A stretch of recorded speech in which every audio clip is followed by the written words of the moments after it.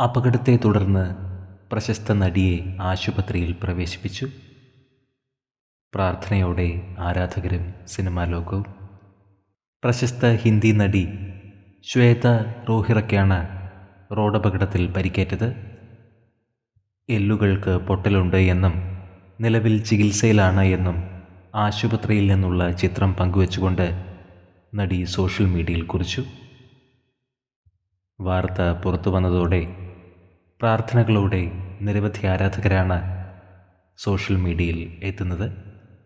2018 വിനോദ രംഗത്തേക്ക് ചുവടുവെച്ച ശ്വേത റോഹിറ നടി, മോഡൽ എന്നീ നിലകളിൽ ശ്രദ്ധേയയാണ്.